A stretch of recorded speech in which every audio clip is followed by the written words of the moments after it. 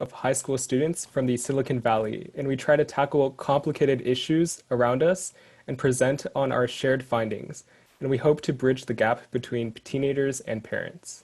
My name is Brian Zhu, and I'm a rising senior at Monte Vista High School. And just a little bit of etiquette before we get started. Please mute yourself and turn off your video throughout the presentation. And if you have questions at any time, please submit them as a private message to me. Thank you. Hi guys, my name is Ethan and I'm going to be today's moderator for our panelist discussion. And today we're going to be mostly talking about household discussions on contentious topics. And then we'll be hearing from Darcy Paul as well as Kansen Shu on their experience in their communities. And I'm a rising senior at Mountain View High. Hi everyone, my name is Alice Fung and I'm a rising junior at the Harker School. Hi, I'm Angela Jia, and I'm also a rising junior at the Harker School. Hi, I'm Sonia Qi, and I'm a rising junior at Gang High School. Hi, I'm Nicole Tian, and I'm a rising junior at the Harker School. Hi, I'm Ariel Lee, and I'm a rising junior at Cupertino High School. Awesome, and with that, let's get started. So today we're going to be having our presentation first on why discussion is important nationally, and then we're going to be narrowing it down to individual households and why discussions within our household is so crucial. Then we're going to be discussing some pre-discussion tips just so you're ready to have those discussions before they happen, and then we're going to be talking about how to respond to dynamic discussions while they're happening. With that being said, let's get started on why discussion is so important in the first place. And we can see that from this graph, 75% of all Americans don't have a single friend of a differing political view from the Washington Post. So what this left side shows us is that liberals have very few liberals have friends of a differing political view from their own. And on the very right side of the graph, the same can be said about conservatives. All in all, this just reflects a national trend in a decline in discussion over the years. In fact, right now, political discourse is the lowest it's ever been in US history. So we can see that there's a growing split and divide in America between these two sides, as there's not very much discussion between the two. So why are we seeing a decline in discussion? What is the cause for this? We can see that there's two key reasons. Number one, technological algorithms, and number two, divided politics. So first, with technological algorithms, we can see that technologically, both from the Western and Eastern platforms through Facebook, Apple News, and WeChat, the technology already divides us into groups. Facebook and Apple give us information that we're most likely to click upon and help their platform, while WeChat is already naturally divided into groups such as more conservative or more liberal groups that people like to discuss things in. So all in all, we're already kind of divided. And then we can also see with the introduction of fake news that there's also a further increase in this issue. The Princeton University tracked the internet use of over 3,000 Americans leading up to the 2016 presidential election, and they found that Facebook was the referring site for unworthy news sources over 15% of the time. In contrast, Facebook referred users to authoritative news sites only 6% of the time. So we can see that people are 2.5 times more likely to be referred to fake news. And we can see that this is also happening in our Eastern platforms. WeChat recently pushed a rumor that won the trust of over 100 million Chinese people, claiming that coronavirus was a lab-made biological attack. This theory still continues to linger today. All in all, this fake news is dangerous for a couple reasons, but we can see that it confirms a narrative that people are really interested in seeing, which is part of the reason why it's very dangerous. Now, the second key reason why there's been a decline in discussion is the overall divided politics. Now, we can see that regardless of if you agree with the Trump administration or not, a lot of people agree that this administration has been one of the most divisive administrations in US history. We can see that people are getting really fatigued in discussing politics, as some of the issues that keep popping up are really exhausting to have discussions on. And we can see this also in population bubbles. Now, living in the Bay Area, there is a natural conception that the Bay Area is extremely liberal. Now, this has two key problems with it. Number one, not everyone is liberal for the same reason, and not everyone is liberal on the same issues. And the assumption that everyone thinks the same pushes away discussion, as people automatically assume that there's nothing educational to have discussions on. And number two is that the conservatives that do live in Bay Area feel locked out. They don't feel comfortable voicing their opinion, and thus they end up not contributing to the dialogue, leading everyone to not having as many discussions as necessary. So why is discussion important? Why do we care? Well, we can see this through the example of stinky tofu. When my parents first handed me the plate of stinky tofu, it was this black, moldy cube, and I did not want to touch it at all. But ultimately, I was forced to eat the stinky tofu, and I actually found out that I really enjoyed stinky tofu. This is a lot like understanding different views. We might have a lot of preconceived biases going into discussions, but these discussions will allow us to challenge those biases. Some of our ideas may be unfair to certain groups or certain people, but ultimately by reaching out and understanding different views, we will be able to challenge our own views. There's a reason why tech companies support diversity, and this is so they can have a stronger and more holistic view of the world as it's happening. Now, the second key reason why we should be informed in discussing with people of differing views is that it's part of our duty as American citizens to be informed on the subjects.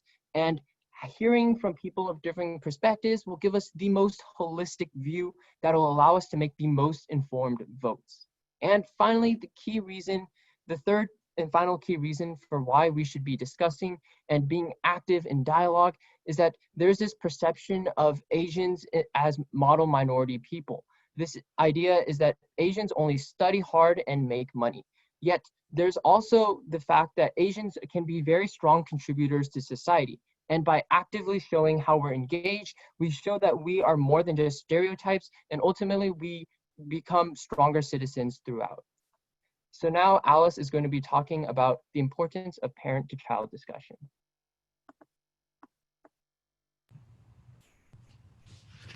So parent-to-child discussion is important first because it deepens their connection and also strengthens their relationship.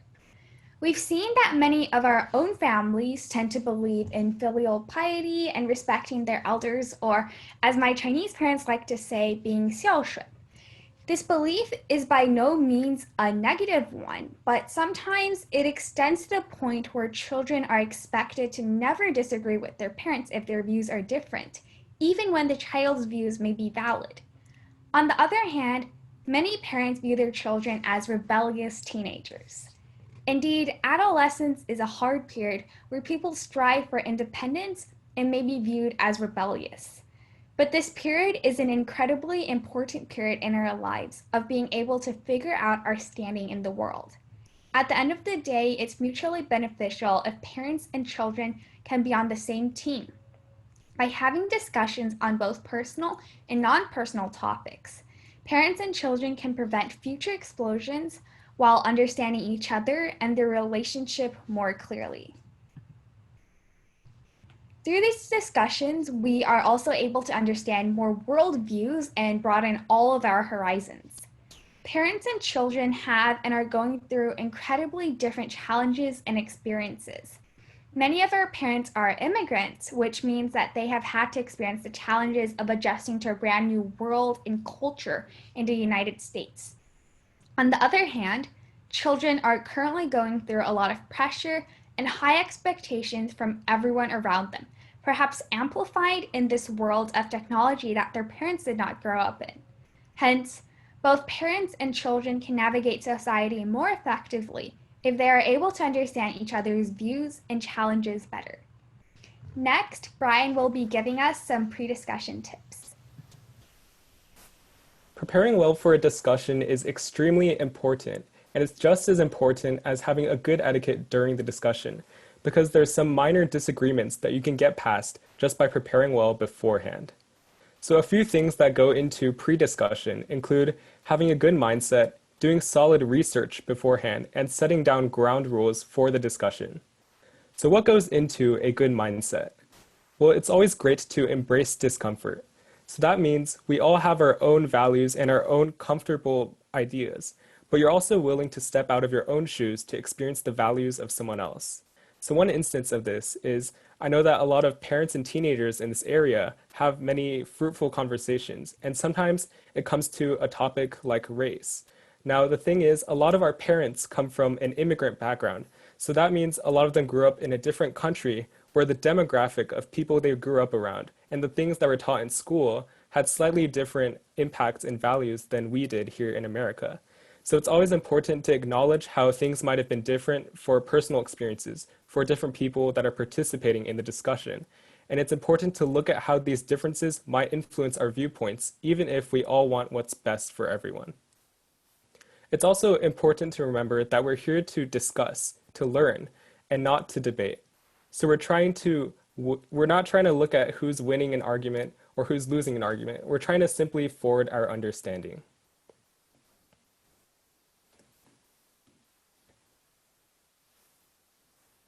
Next, it's really important to have ground rules while in the discussion.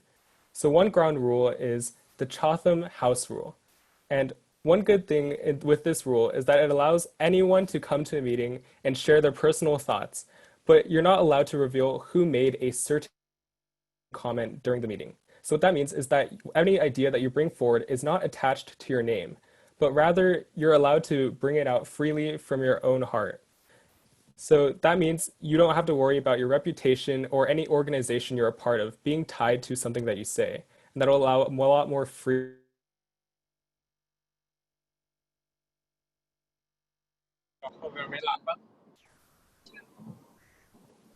Sorry, I cut out for a second. But another important rule is to have time limits and interruption restrictions. So that'll keep the conversation from getting sidetracked and from being too argumentative. And it's always good to remember that we're here to attack ideas and not people. So rather than focusing on the individual who presents an idea, it's good to break down the idea that they're bringing forward instead.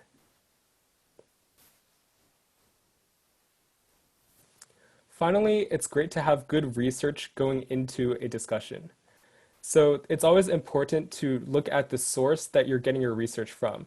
So that includes taking a look at the reputation of the source and where it comes from, but also checking the logic of the source yourself to make sure that it makes sense to you and you can explain it to someone else. There's also some important logical fallacies that you might run into while doing research, and we'll cover some of those later on, but it's important to represent facts accurately without being biased towards one side.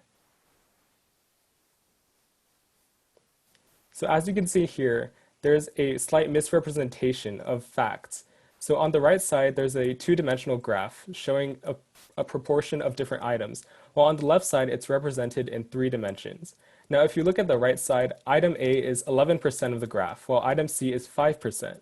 But on the left side, item A almost looks smaller than item C.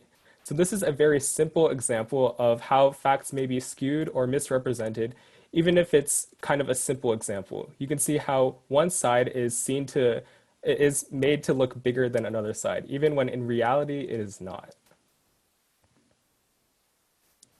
And finally, if you know what topic you'll be discussing beforehand, it's great to pre-scope the topic.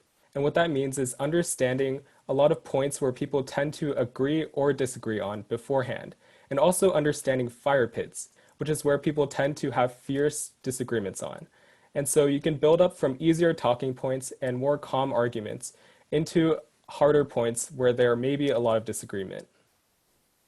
Next, I'd like to hand it off to Angela to talk about good etiquette during a discussion. So in discussion, it's really important to maintain a civil and respectful conversation so both sides can understand each other rather than argue constantly to win or lose. So I'll be going over a few tips on how to stay respectful and also some thinking traps that we should watch out for during a discussion.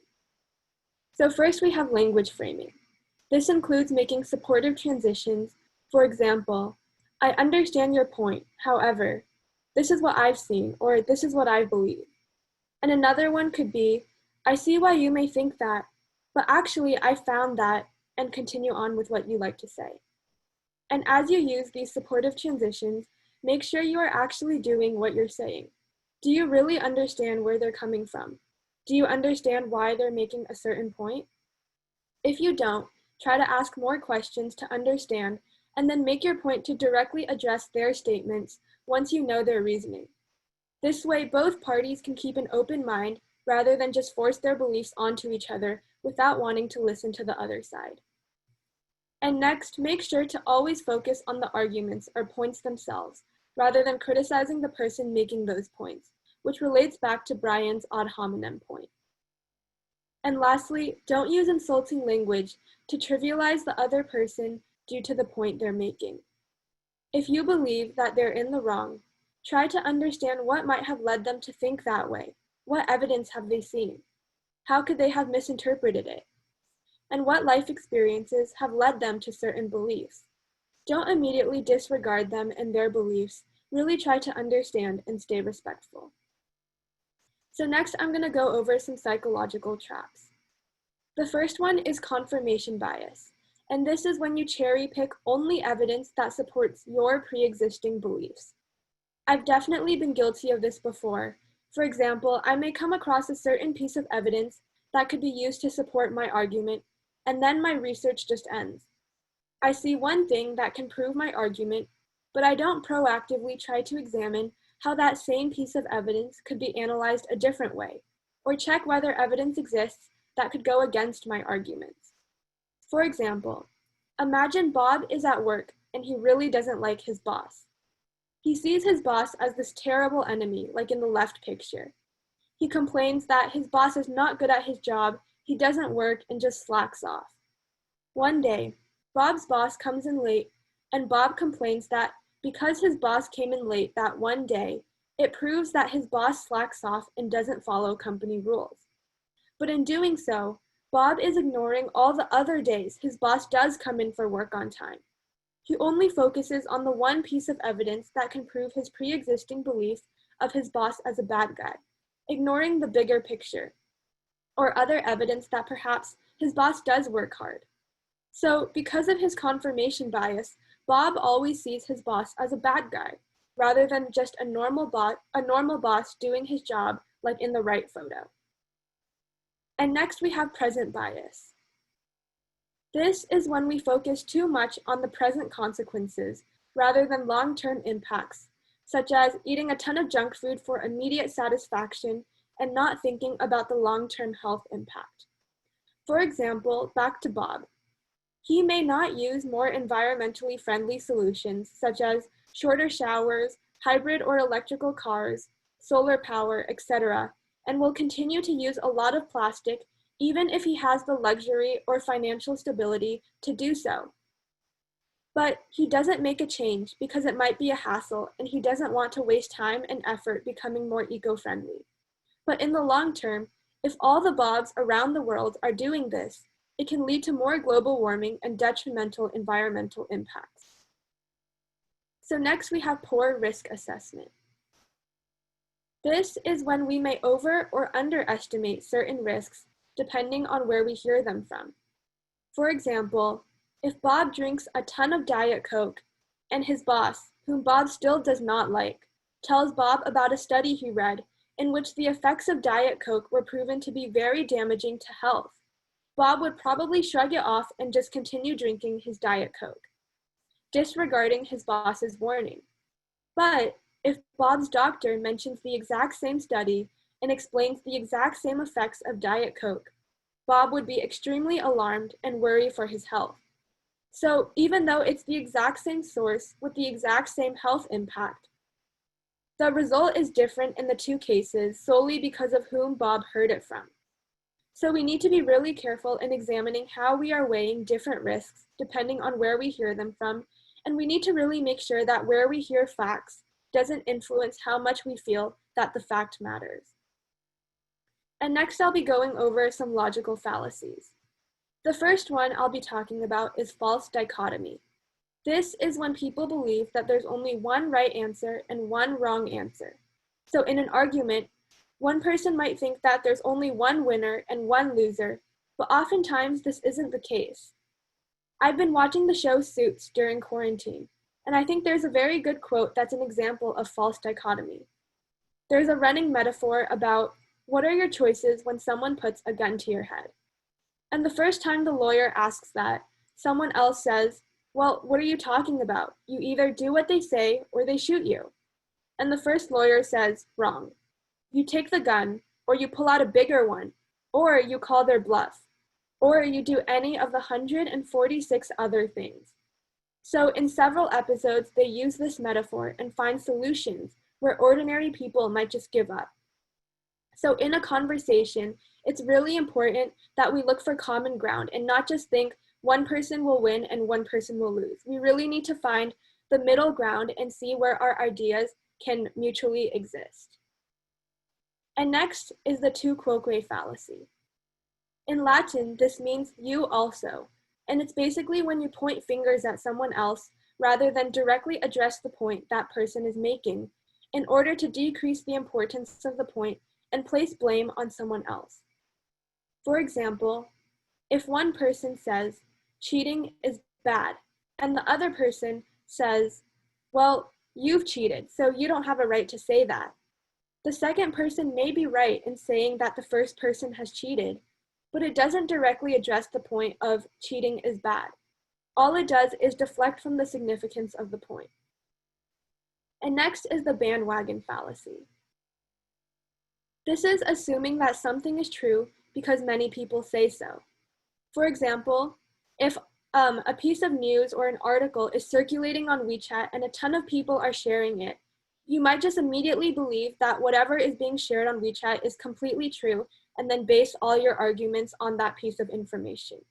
However, it's really important to recognize that even if it's being shared by a lot of people, it doesn't necessarily mean that the article is authentic. We need to look for the facts ourselves and make sure that what we're looking at is really true and it's really real, and then we can base our ideas and beliefs off of facts rather than just what many people believe to be true, even if it might not be true. So next is the fixed cost bias, or the sunk cost fallacy. And this is when you've invested too many resources into your goal, for example, a financial gain, or a financial project, or even an argument, which is where it's relevant in today's discussion. So if we've invested too many resources in our argument, we might want to continue on only because we spent so much time and effort already researching our side and our beliefs, but the point of the discussion is really to find common ground. So during the discussion, if you find that you start to agree with the other person and you start to see the validity of their point, it's really important to acknowledge that and rather than just pretend like you still believe in your point and try to quote unquote win because you've invested too many resources in it. It's really important to remember that this is a discussion, not a debate, like Brian said, and it's important that we can acknowledge when we've quote unquote lost and really start to find, that's when we'll really start to find knowledge and learn from each other. So next, Sonia will be discussing the double crux and how it can help resolve conflicts in a discussion. In a discussion, double crux can resolve disagreements by breaking down high-level disagreements to understand value differences. In preparation to use this method, people first search for cruxes, which are fundamental underlying disagreements behind a more complex one. Any argument can have multiple cruxes, but one is usually more important for any given reason.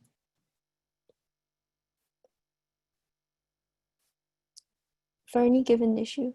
For example, take the common debate topic of school uniforms. Although there are many reasons why school uniforms might be beneficial, one person's crux could be that uniforms remove class distinctions between individuals. To then apply to the double crux method, you take one crux and pair it with the overall complex issue. The crux X for a complex issue Y will look like, I believe X and Y, but if X were false, I would also believe Y is false. In the school uniform example, the side opposed to uniform might say, I believe school uniforms do not adequately conceal class distinctions, and so uniforms are not necessary. During the discussion, if either side can find concrete evidence to support or refute this particular crux, school uniforms should reduce class distinctions, then they will be more likely to persuade the other side to change their mind about the crux and about the entire topic.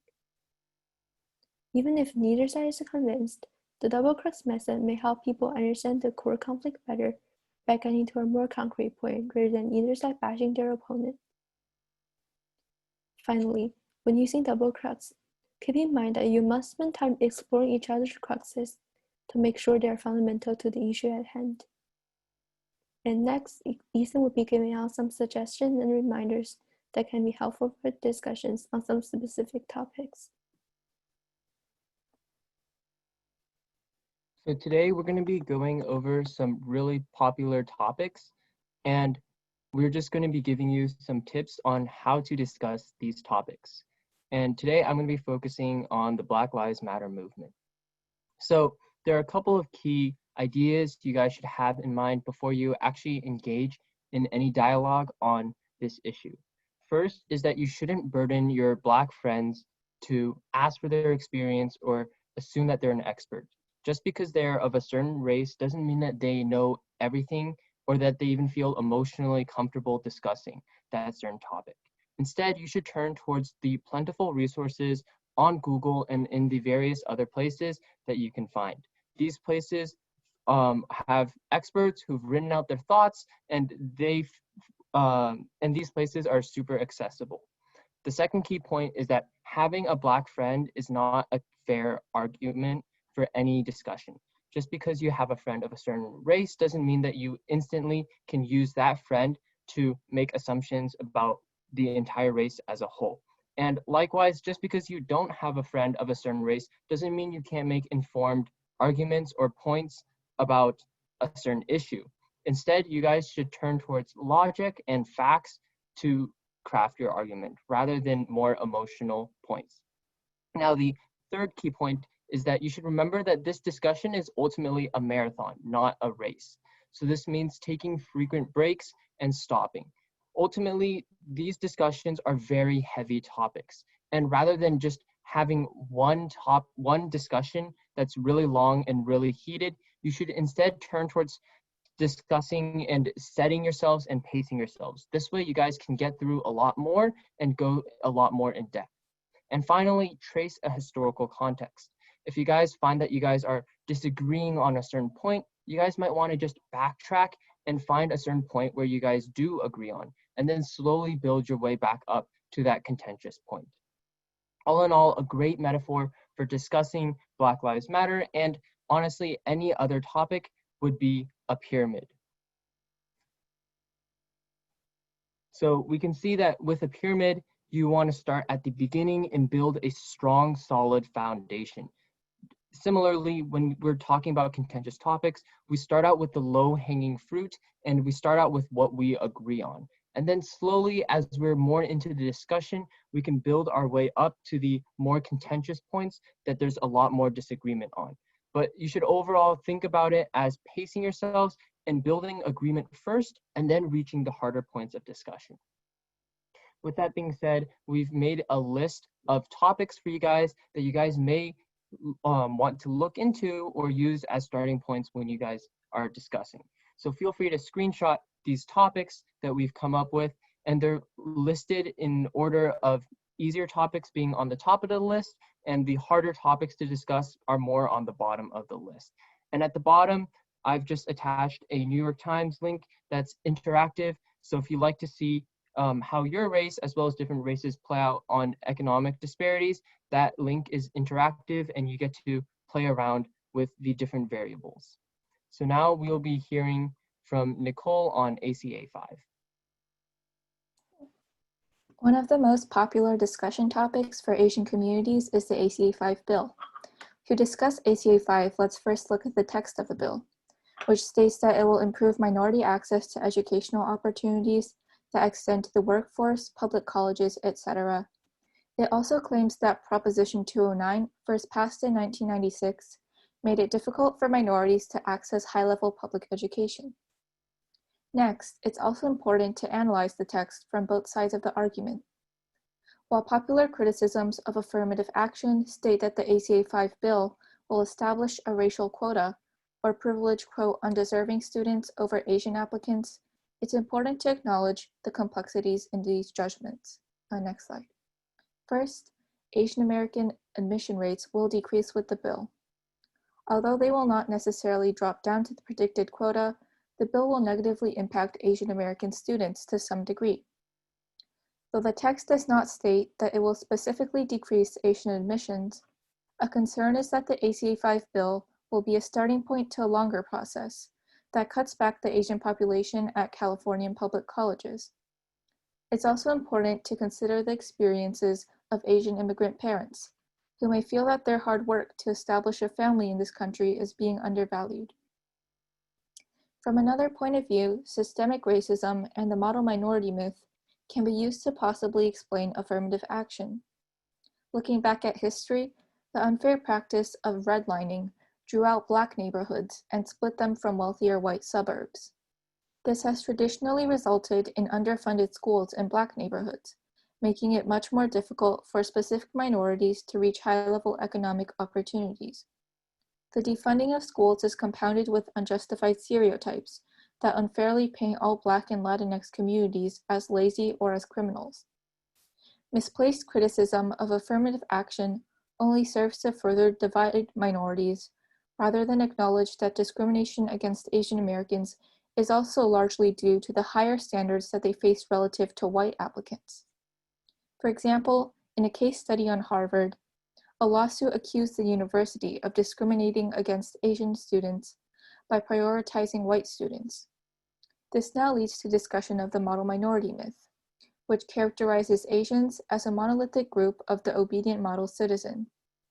The model minority myth has often been employed by the white majority to divide already marginalized racial minorities. In the case of college admissions, the model minority myth is also hurtful to Asian applicants, since it gives the impression that all Asians are quiet and academically high achieving. This effectively eliminates their sense of individuality. It's important to keep in mind that discussions regarding ACA 5 should not push the blame onto Black and Latinx communities, but rather account for multiple perspectives. Next up is Ariel, who will be discussing ICE, social identity, and future college and career life.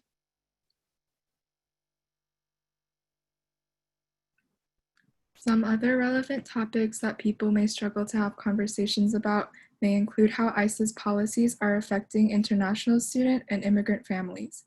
When discussing topics such as this one, while it is important to continue using respectful and productive conversation etiquette, it is also important to understand your own racial position and the difference between the oppressions different communities may face.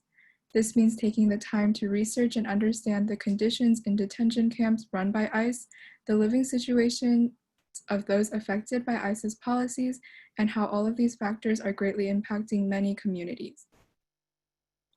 Some other topics that may not be as topical at the moment, but many still struggle to have discussions about, include college and career choices and social identity.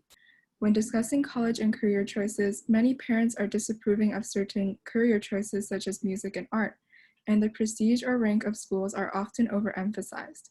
Social identity, which includes class, race, ethnicity, gender, sexuality, and religion, may also be a difficult topic to discuss, as many families value their family honor over individual identity.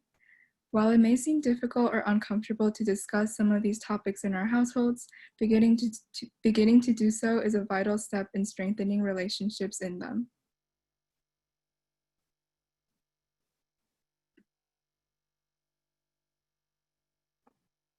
Awesome. So now we are super lucky to be joined by two great panelists, and I would really appreciate it if we could have you guys each introduce first who you are and then what you do in just around 45 seconds, starting in no particular order with Darcy Paul.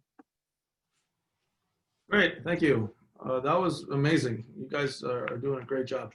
So I'm Darcy, and I am currently the Vice Mayor of Cupertino. I was elected in 2014. onto the Cupertino City Council. Prior to that, I had run in Cupertino in 2009. I'm not originally from California. I grew up in the Midwest. I moved out here in 2005 to take a job as an attorney in a law firm in Cupertino. And I subsequently decided to get involved in civics and realized that if I was going to allocate a significant amount of time to that, I would need to have a lot more control over that time. And so what I ended up doing was opening my own law practice after my unsuccessful 2009 run. And I did join our local Chamber of Commerce, which did endorse me in my 2009 run, and ended up serving as their president in 2014 during the year that I got elected. So a couple of my priorities on council have been making sure that our Cupertino library gets expanded. So you'll see some of the drawings of our expansion there, and making sure that we have enough park space in Cupertino, especially in those areas that are a bit underserved historically there, which is more on the east side of Cupertino, where we had unincorporated county land come into our city in the 90s. So great to be here. Thanks very much, and appreciate being on panel and the organizers for organizing it. Here's to you, Kansen. Thanks, Ethan.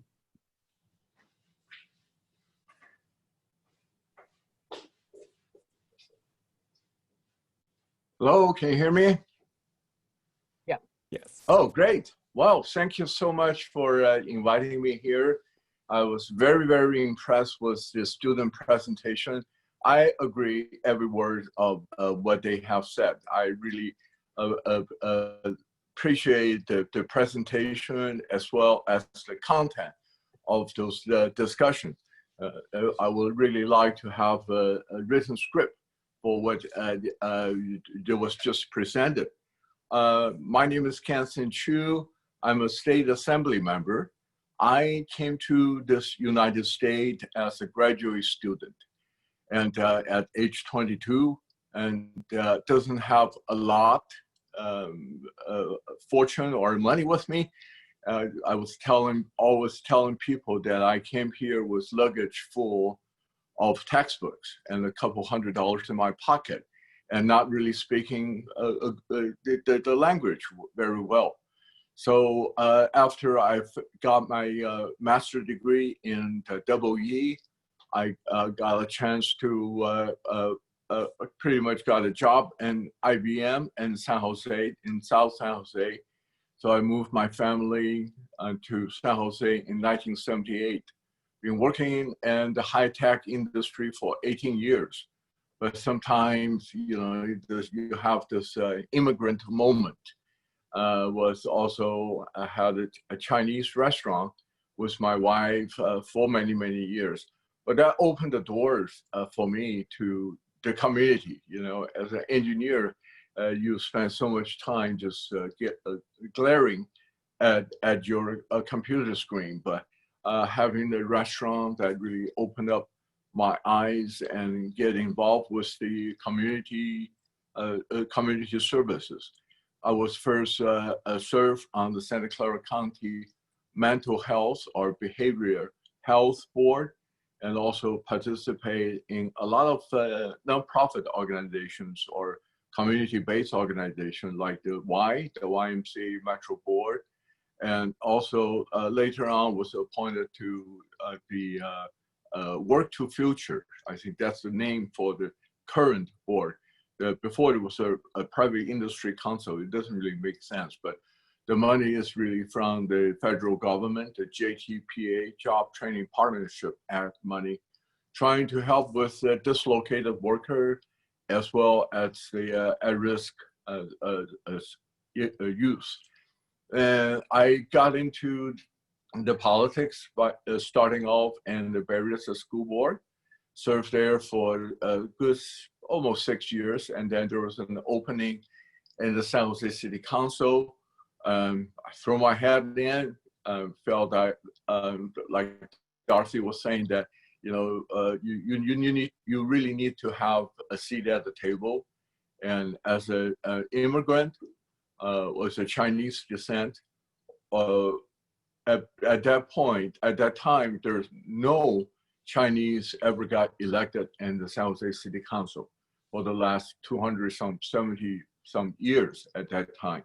So that really, gave me the push to put my hat in the ring, and was elected in 2006 and served that capacity for 8 years before I got elected to a state assembly, currently serving on the east side of the valley, including the Bay Area, the North San Jose area, Santa Clara, city of Santa Clara, and all the way to Fremont and Newark in the Alameda County. It's just a great experience, very rewarding experience for immigrant, and that every day I see myself, when I look into the mirror, I still see myself as a starving graduate student to be at the seat to make decision for the 40 million California. Is really a great honor. Thank you for having me here. Can I get a script of your talks? Is it recorded? Is this one recorded? Yeah, it is. Oh, okay. I'd like to get it recorded. Yeah, we'll definitely do that. Awesome. Very impressive. Yeah, so we have quite a few questions. So I think it would be really great just to keep in mind a couple of things. Number one, I know we talked about a couple of contentious topics, just to not get caught up in the topics themselves, but rather like your personal experiences on like discussing the topics, if that makes sense. And then number two, just because we have a lot of questions, hopefully just for the sake of time, we would love to hear your question, your thoughts on a bunch of different questions. So just, if possible, keeping it relatively short. That's challenging for the politician. Yeah. Once we got a microphone, we'll hog it. But I'll try my best. Okay, perfect. Yeah, so our first question is kind of, how do you guys hear and engage with different constituents, and especially considering how you guys both serve very diverse areas, how do you guys kind of engage with your areas? And I'd like to start with Darcy Paul, just because I know that that's one of your key running campaign points. Yeah, sure. I've served for almost 6 years now, and I would say very succinctly that my approach to interacting and trying to feed back to my constituents has certainly varied over time. I don't know how elaborate we want to get about it in the interest of time, but I will say that in the entirety of the time, the commonality has always been about listening. And so I think that that's been the most helpful, and it's certainly the common denominator, in my opinion, with respect to what you can do that is successful with a constituent. That's any constituent in any situation. Briefly, I'll talk about kind of my general mentality as to engagement with the constituency over time. I always ran on a platform of making sure that I was listening and trying to get a sense of what the constituency wanted. I'd say that I was a lot more polite at the very beginning, in the sense that any meeting, any opinion, it would essentially be entertained. These days, I've kind of gravitated a little bit more towards trying to be a bit more efficient with the time. And I think that's fine. As a public servant, I think you do have to go through a bit of an arc where you're really putting in that time, listening and trying to understand how that dynamic works. I'm sure Kansen can go into it in a lot more detail. His jurisdiction is much broader than Cupertino's, in fact. That's been my experience. I think you do have to go through a certain period where you're just really putting in a lot of time and effort into interacting and understanding where people are coming from. There are all sorts of different approaches, and I would say that it's wonderful to I don't want to sound like I'm pandering, but in some of these comments that you guys made before our panel, they were really more focused upon how do you have a successful conversation? How do you logically kind of parse out, fallacies, for instance? And I think that that's so critically important. How do you make sure that it's not a false dichotomy, for instance? I mean, that is truly very important. I would say, however, that not everyone follows those rules, of course, and the fact that we're emphasizing them is probably evidence of that. And so I'd say with constituents, the ones that are most challenging are the ones that are kind of the diametric opposite to doing that. So they'll call you names, they'll get in your face, they'll be completely fallacious, they'll use specious reasoning. And so, I've found that, generally speaking, however, that there is always something that person has as a deep-rooted concern, and there might be something that is a little bit less intuitive as to how you would perhaps use your emotional intelligence to try to work with their particular issues. So, yeah, those are my basic thoughts on constituent interaction in this period of time that I've been serving. Thanks. Mm-hmm. Yeah, thank you so much for that. Yeah, and Kansen Chu, I know you've worked a lot with a lot of different colleagues. You're involved in a bunch of different committees. So I was wondering kind of how you might interact with colleagues who have a differing perspective from your own, and then also at the end, if you want to just kind of comment on the constituents and hearing their perspectives. Yeah, I think the key is the trust. You need to build their trust with other people.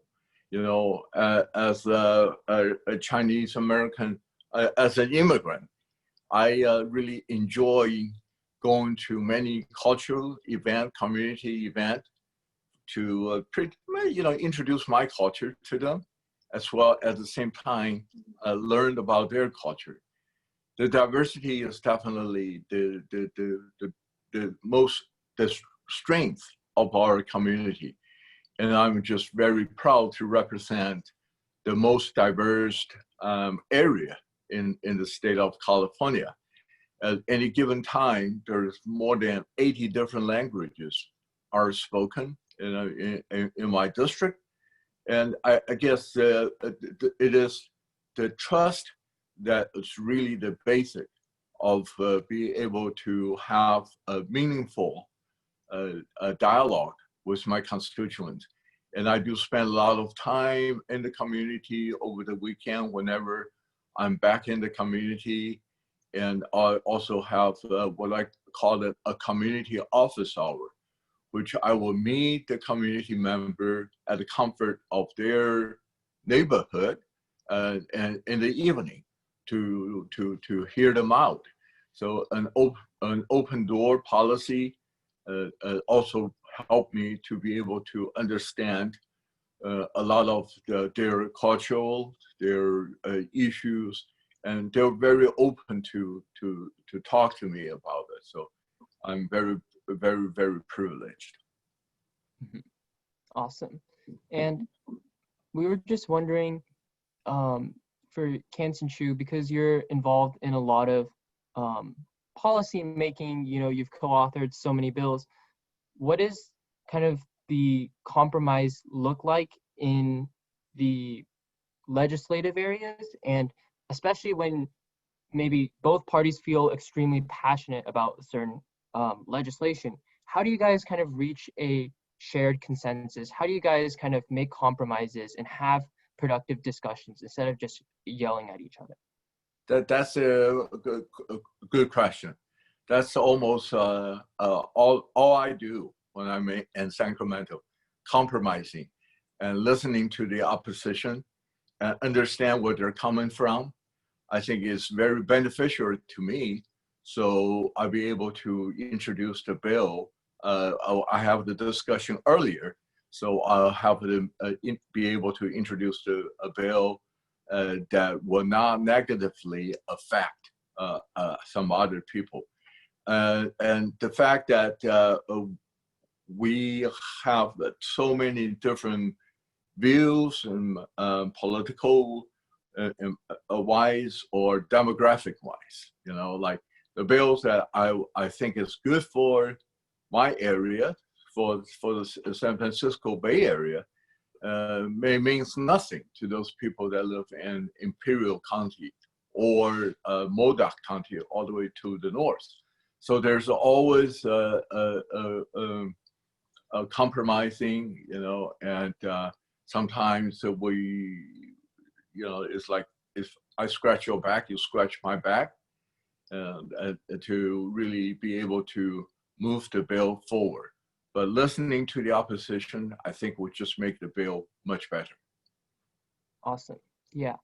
And then Darcy, Paul, I was wondering for like Kansen Shu spoke on kind of very broad based examples. And then I was wondering if you could kind of walk us through, I know like Valco Mall was a very, you know, like contentious area in our local area, and there were a lot of sides to that. So I was wondering, kind of like similar to what we asked Kansen Shu, kind of like what was your thought process in like kind of like hearing both sides, and also on the affordability of households and like having house affordability in our area. So on these kind of like more local issues, what is your thought process on reaching compromises?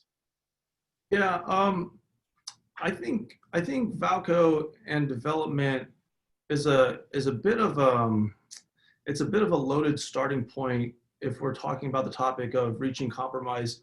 And I don't mean that to try to deflect the question for the purposes of this framework, and I will get to it. But I think that, you know, some of the issues that we talk about from the council dais in real time, it's often really, I think, a much better microscope if you're looking at that particular aspect of how do you reach a compromise for a particular item, because of course, you know, there's the relatability factor.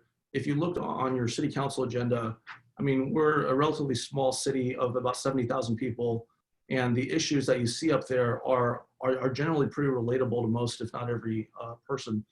And so if you're talking about a bike trail going through, you know, a particular neighborhood, people can connect that, right? And so I think one of the most valuable things as a starting point is to really listen to what those underlying tensions and considerations are, and then try to come up with those types of things that you can be doing to get buy-in from the other side.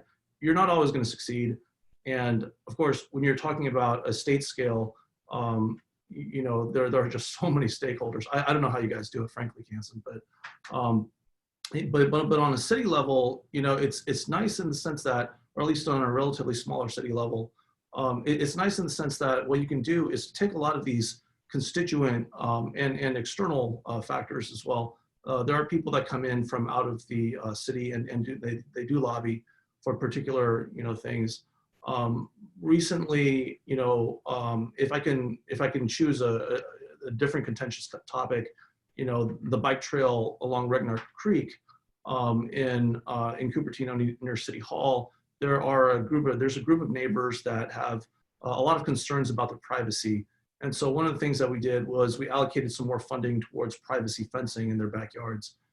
So that was something that I think if you're able to kind of, you know, glean those concerns and get a sense of where your colleagues are, you can, you know, literally just kind of change the motion a bit. And that's speaking to the rules of order of how we consider particular items.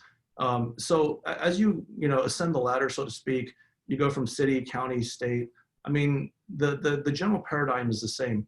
You're basically trying to take a particular proposal and mold it in a manner that is acceptable to as many people as possible. And, you know, as you have more and more scale to it, of course, it becomes a lot more multifaceted.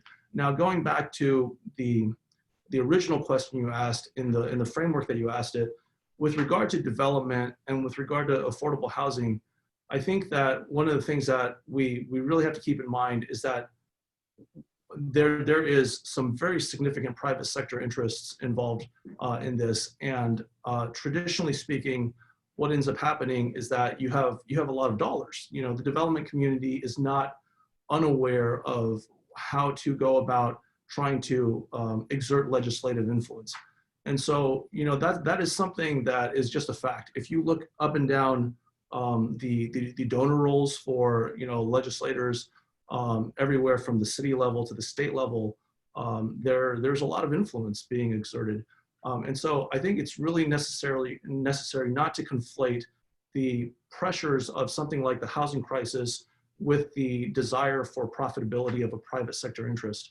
And so, you know, that's one of the balancing factors that you look at in virtually every issue, but especially when it comes to development, you have those types of, you know, kind of overarching motivations that, you know, they never really get stated, right? So for Valco, for instance, you look at all of the material that come out from the developer side, it's always about affordable housing. It's always about this beautiful retail. We've got a green roof. What they don't tell you about is the 2 million square feet of office that will then bring about 6,000 to 8,000 workers into our city every day on the weekdays, or at least it would, you know, pre-COVID. And then you're setting that aside, the 2,000 to 3,000 housing units. And so you're basically saying, hey, look, you know, we've created a need for at least a couple thousand units, while at the same time, you're touting this as this great messianic, you know, response to a housing crisis. And so what I'm saying is that we have to be really careful, take your logical fallaciousness arguments and apply them, you know, and I will tell you something, I had never seen a discussion on legislative items coming out of a high school level, just starting with that kind of baseline. And so I encourage you to take that baseline all the way through. I mean, that is precisely the thing that is going to solve our problems long term. But in terms of trying to, you know, get to compromise, we are always trying to, you know, have that discussion. And I think if you're going to be any kind of an effective public servant, legislator on any level, you need to be open to having that conversation. You have to have a pretty thick skin, of course, but in terms of being able to move the ball along, you know, you can rest assured that a completely ineffective, you know, public servant just doesn't have those conversations. And at the end of the day, I haven't really met one in that regard. Irrespective of what you see in the media, irrespective of what you read on Nextdoor, those conversations are always happening on some level. And so, you know, hopefully, you know, my hope is that with regard to development, is that gets reciprocated. There's more of a sense of, okay, if I'm a developer, you know, I'm a stakeholder in the community. It's not just a matter of money talks and more money talks louder. It's really a matter of trying to sit down, you know, evaluate these problems and having an engaged conversation. So it's really precisely what you guys are trying to do here. And, you know, honestly, if I look at the tenor of the conversation, it's really, you know, a bit of a paradigm shift and attitude shift that we need to see a bit more within certain players within the development community, in my opinion and in my experience, that we need in order to get more of a fruitful discussion going along those lines. Mm-hmm. So I'm kind of hearing from Kansen kind of trust and kind of just understanding different views. And then from Darcy, I'm kind of hearing understanding kind of like underlying motives and kind of just understanding what's the core tension and the core issues. And I want to apologize, Darcy, if you thought that was a loaded question. That wasn't my intention. And I just wanted to, it sounds like you guys have a lot of great skills you guys have accumulated as kind of representatives of our community.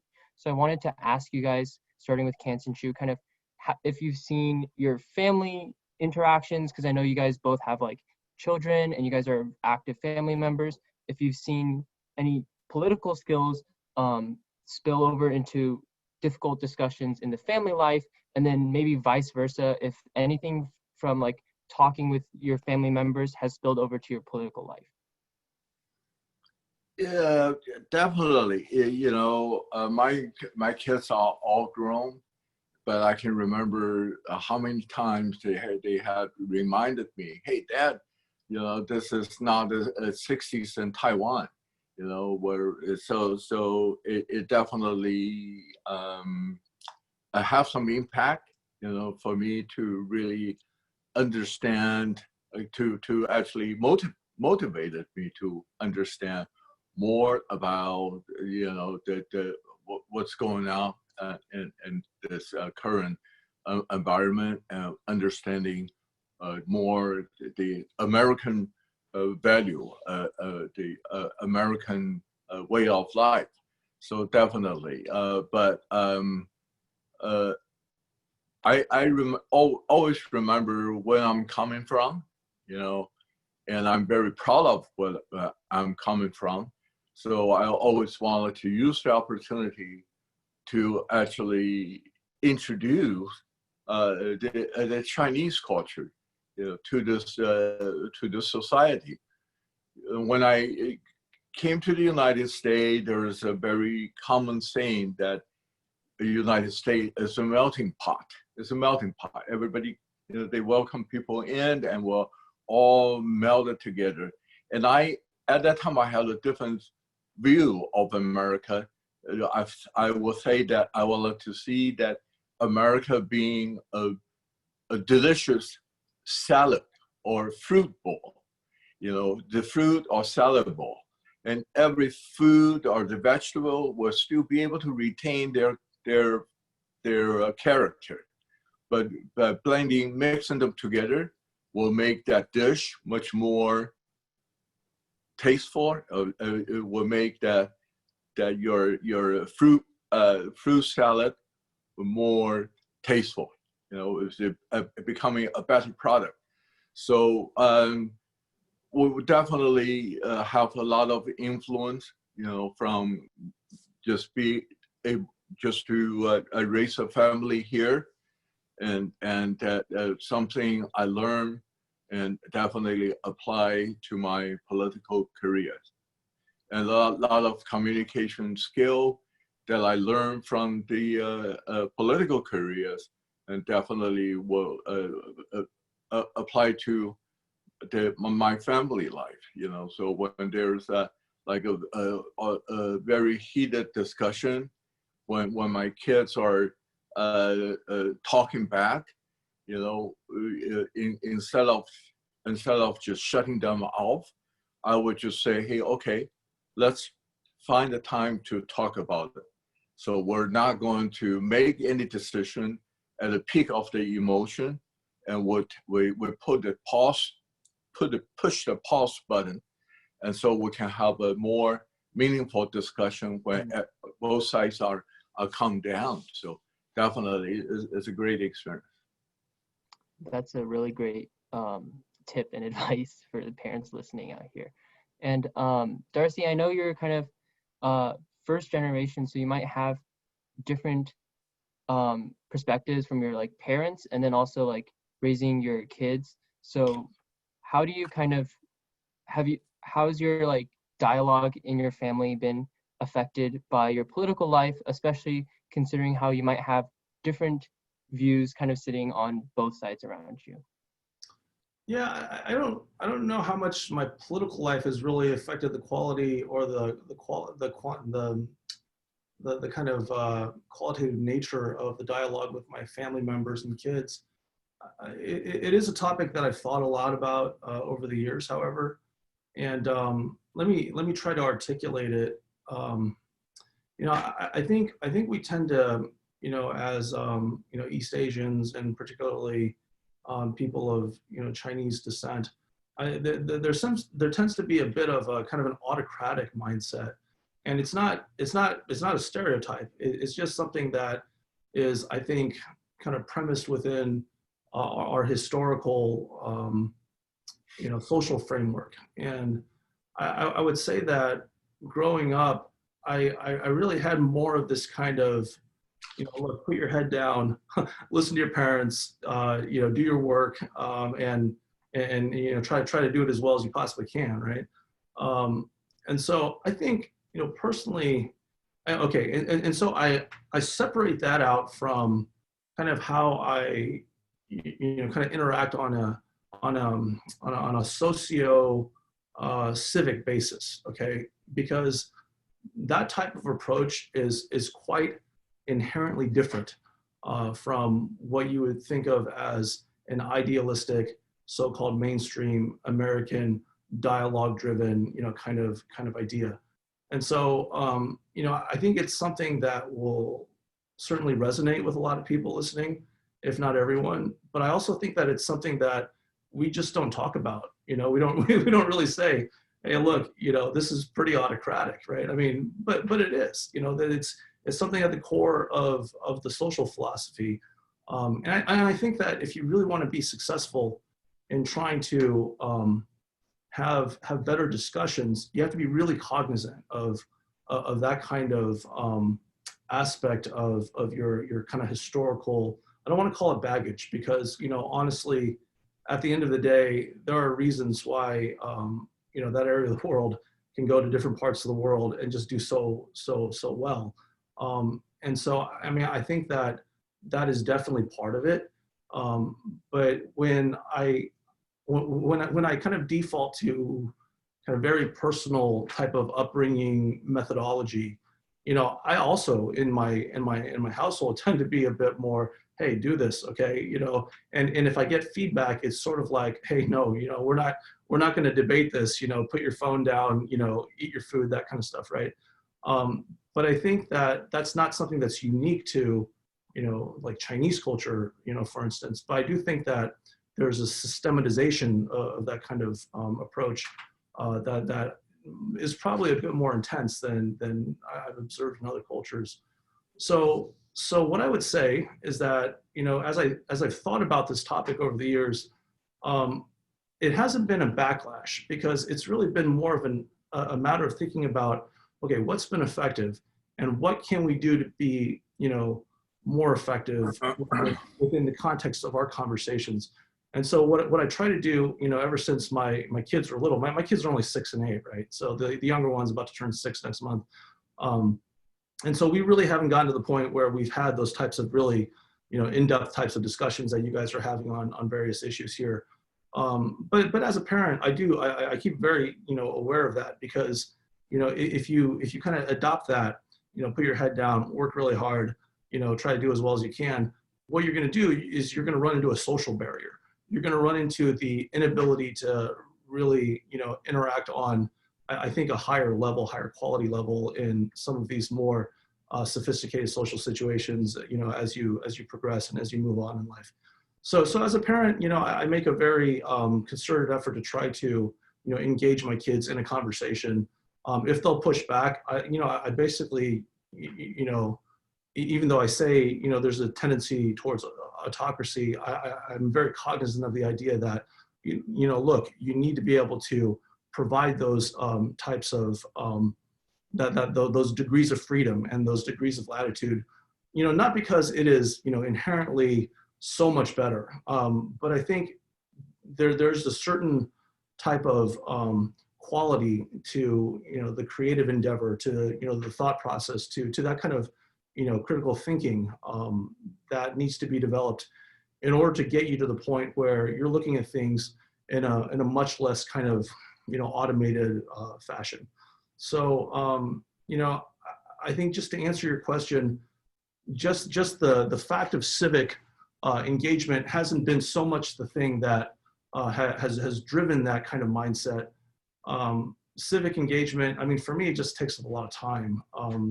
But I think that the way that I interact with my constituency, with my colleagues, with staff in the city government, that's also very much informed by this kind of realization that there's autonomy systemically. So yeah, I'll stop there. I know that we have a limited amount of time. Mm-hmm. Yeah. Can I add something? I mentioned about trust when I dialogue with my constituent, and I really wanted to point out that all the actions that are taken by the parents are out of love.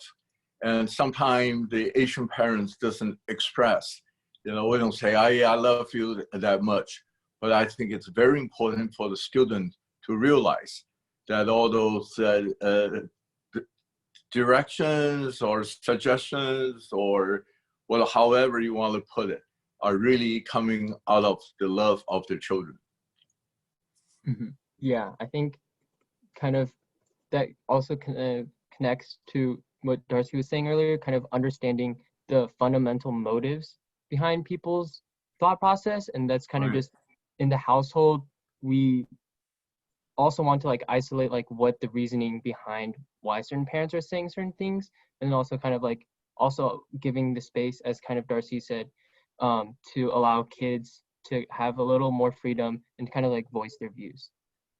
So now I think we're going to turn it over to Brian, who's been kind of quietly collecting some questions, and he's just going to be asking both the panelists and also students any of the relevant questions that he's found. Yeah, so feel free if you have any more questions to just drop them in the chat, and if you want someone specific to answer, then just let me know.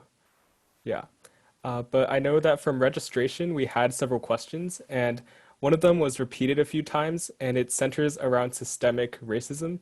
So it's basically asking, does systemic racial discrimination actually exist today in Silicon Valley and the United States? So I'd like to open it up for anyone to just talk a little bit about systemic discrimination today. I'll start it off. I mean, so thanks, Brian. Thanks, Ethan. You know, I did write out some answers to the questions that you guys provided. So thanks for providing them in advance. I mean, you know, what I wrote about this particular question is that of course it exists. You know, of course systemic racism exists. You know, you look at your leadership. You know, Kansen and I accepted. But if you look at generally the leadership, look at the administration, you know, of your various, you know, boards and agencies around here. I mean, what do they look like? Are they reflective of their demographic? But I mean, I think proving systemic discrimination is a completely different, you know, a beast. And I often think that we really shouldn't get kind of bogged down in, you know, kind of litigating it. I think there is probably a whole slew of things that we can be doing to effectively combat it that, you know, speaks to the ill effects of systemic racism, but also gets down to what you were referring to in one of your earlier presentations about some of the root causes. So I would say absolutely, it does exist. I mean, you just have to look at some really basic facts about how this country was founded. You had an entire race of people enslaved. Women didn't have the right to vote until very recently, relatively speaking, in the history of our country, which is also, you know, a relatively brief history. So absolutely, it does exist. Yeah, and I know that, yeah, so that was a great response, and it's definitely fundamental to a lot of how our country was founded, how our county came to be. And I know that Nicole specifically did a bit of research about systemic racism in the Silicon Valley. So if you'd like to go ahead and share about that. Yeah, I think that you see more than one form of systemic discrimination in Silicon Valley, and I can list a couple of prominent ones. First, there's like this narrative of police misbehavior that you see echoed across the rest of the country. Like, for example, a recent post basically exposed a Facebook group of current and previous San Jose Police Department officers who were engaging in this really concerning and racist language that could then play into how they execute their jobs. And another more subtle form of discrimination is I was reading a book called Trespassers, Asian Americans and the Battle for Suburbia. And it's basically like a study of the Fremont suburbs. And you see that there's this influx of Asian immigrants over the past few decades, like trying to shape the landscape. But there's also pushback from like previous residents who had lived in the valley. And for example, when trying to like develop plazas with Asian restaurants and other shops, there's like complaints from non-Asian American residents who like argue that these like plazas aren't catering to them or that they somehow feel left out, or there's like disputes over school boundaries. And as mentioned earlier, there's like a racial disparity between the demographic of like the citizens and who's managing at like the administrative levels. And so I think although that there's this dominant Asian culture created by immigrants in Silicon Valley, Asian immigrants are still to some degree treated as a perpetual foreigner coming into a community that has long been settled by the white majority. And those are like both different forms of discrimination, with like the narrative of the police echoed across the country, and also the local question of Asian Americans in suburbs, which suburbia is like a traditionally white area. So yeah. Yeah. And building off of the point of having systemic racism in suburbs and around Silicon Valley especially, Angela also did a bit of research on the perspective of a Black CEO from around the Silicon Valley. Yeah, so in Silicon Valley, it can be hard to discern systemic racism, especially because we live in a really concentrated Asian community, many of us in this meeting today. But I'd like to share this Mercury News article about kind of the experiences of Black CEOs trying to form their businesses, and a lot of the struggles that they face, and it's pretty eye-opening. In particular, I'd like to just like read a little bit of it. Interviews with 20 Black tech leaders depict a position of power that can sometimes feel powerless. Repeated assumptions that they're not in charge of their own companies is a common experience among Black chief executive officers, and it can instill a lingering sense of self-doubt. They describe a career of subtle slights or outright discrimination in which they face regular inquisition about their credentials and peculiar suggestions to hire a white business partner to make investors more comfortable. And one even says that he carries around a notebook with the logo of Stanford University to fit in. So a lot of these Black CEOs feel like they're kind of, people don't believe that they're actually in charge of the business, and a lot of times they're mistaken when they're with their team or something. One Black CEO said that someone mistook her white intern for the CEO of the business rather than herself. So there definitely is racism, and not just towards the Black community, although it is very prevalent. I remember reading something about Oracle that they hire a ton of Asian employees, often overrepresenting Asian workers. But then on the other hand, they are also underpaying these Asian workers whom they're overhiring. So it's kind of discrimination on both sides, which is really interesting and kind of a negative perspective on Silicon Valley racism. And I can share both of these articles in the chat too, so you guys can take a look for yourselves. Yeah. Thank you to everyone for sharing about that question. And we have another related question, which has been repeated a few times, and it's basically asking whether meritocracy is a big factor. Well, it's basically talking about how one crux to the argument of affirmative action and similar policies is the concept of meritocracy. And so it's essentially asking, so what is effective in actually creating an equal society, and how much of a role and how much should meritocracy be addressed in creating an equal society?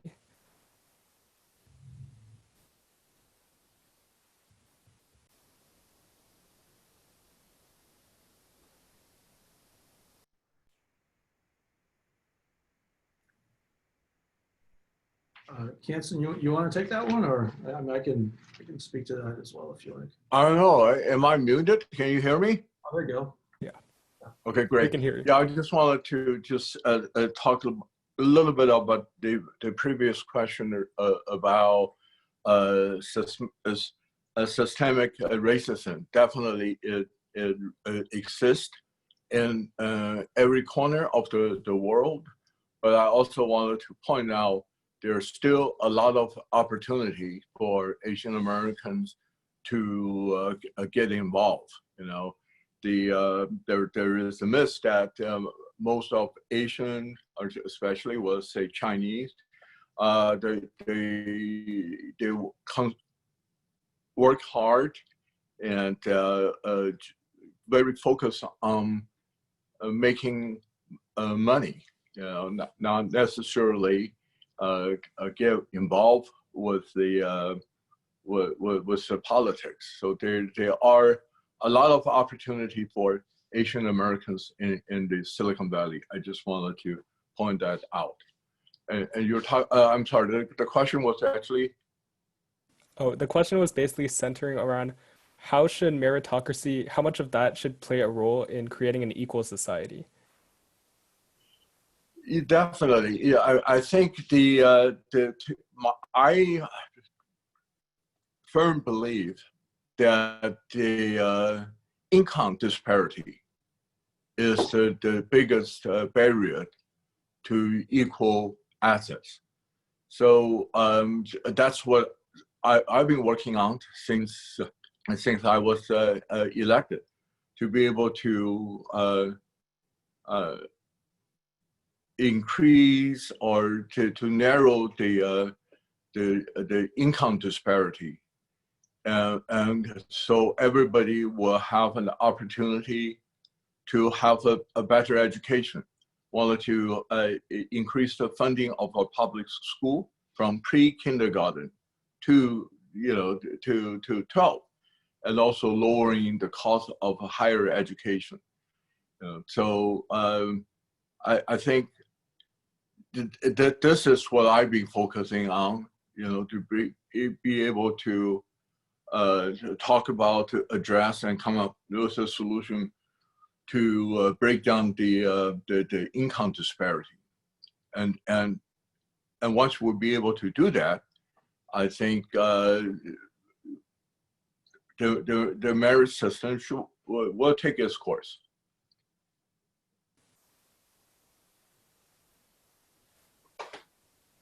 Yeah. If Darcy, Paul, you have anything to say on this issue as well, you can go ahead. Oh yeah, I have a lot to say on this issue, and I only have 5 minutes. So I guess let me try to tell you what I think about it in the context of one of your questions with regard to what would be the possible impacts if ACA 5 ended up getting passed. And so let me promise you it'll be relatively brief, and you'll get my understanding of the importance of meritocracy as the answer winds up.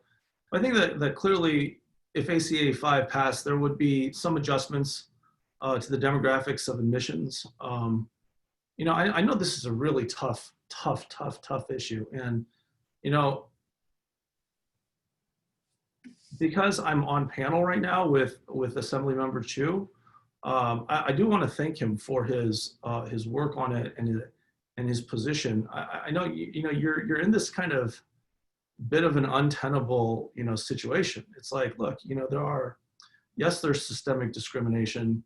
Just the other day, this past week, there was this white lady at the Los Altos post office calling a Chinese worker there a chink, and a black guy videotaped it. Okay. And so, think about that. That's the person that brought awareness to the world. This is a national news story. And so, you've got all these conflated, intersecting considerations. But at the end of the day, a lot of people move over here, they take jobs, they work really hard, and they encourage their kids to work really hard. And you do really well. I mean, there's no getting around the fact that on these objective metrics, you do really well. As a group, you do well.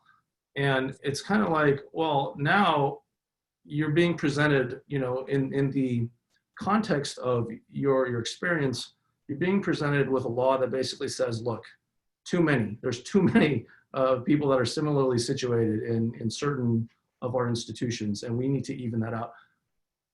I mean, of course, anyone with a grain of common sense or intellect can see what your perspective is. There's no need to argue until you're blue in the face as to like how this is fundamentally inequitable. It is unfair. Okay. And so I would say that, you know, the other side of the equation, however, is the fact that you do have severely underrepresented populations, you know, at some of our schools. So what do you do with that? I mean, I don't know, you know, I don't know how I'm going to vote on Proposition 16, you know, but I do think that if you look around the country, the vast majority of our nation's higher education institutions are extremely good, and they would be begging to have students that are academically excellent in their institutions. So I'm not saying that that is a fair solution, but I am saying that if you look at it like a free market, there are some inevitabilities that you can see happening. And I would caution any institution from turning their back on a meritocracy, because there are some inevitable outcomes there as well.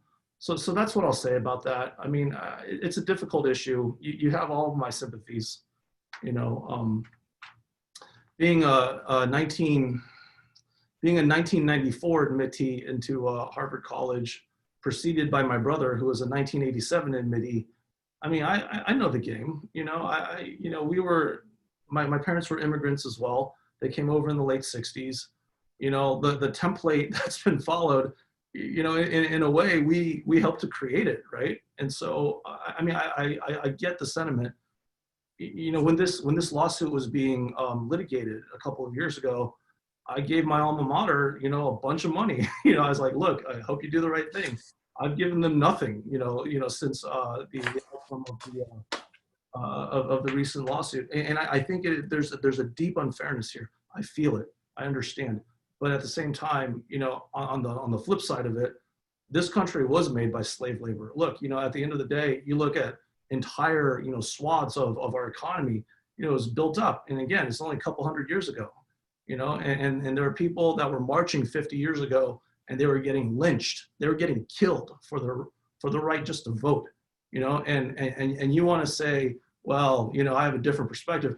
Fine, I get it. I get that you have a different perspective, but there are some people that have historical inequities that haven't been remedied. So it's a very, very difficult balancing act that we're, you know, that we have the privilege in this country of all participating in, although it doesn't necessarily feel like that much of a privilege and, you know, exercise in fairness all the time.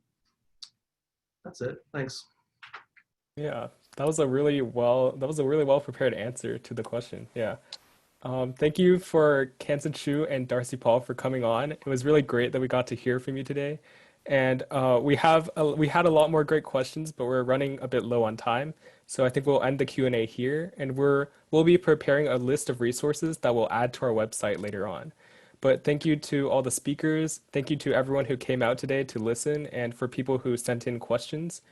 And yeah, we'll be sending out an email afterwards with a link to the recording, so you can check that out too. Great. Thank you for having me here. Yeah, Have a thank great you all rest for, of the Sunday. thank you all for coming. Thank you to the students for pulling off this presentation. My name is Joy, by the way. I've been lucky enough to advise these great students. And thank you so much to Assemblymember Kansen Chu and Vice Mayor Darcy Paul for coming and joining us in this conversation today. I hope that this talk was really helpful for you, and I hope you're able to take anything away from this, whether it be what we've learned in this question and answer session or during the presentation at the beginning. If you are a high schooler and you're joining us right now and you're interested in joining in on more conversations like this, feel free to contact us. We have a feedback form and a email and our website, which I've also put in the chat right there. So just, you know, if you have any concerns, that email is available, and please click on the feedback form so that we can know how we did and what you thought of this talk today. Thank you again so much for coming to everyone, and I hope you have a great rest of your weekend. Thanks much. Have a good night. Bye. Thank you.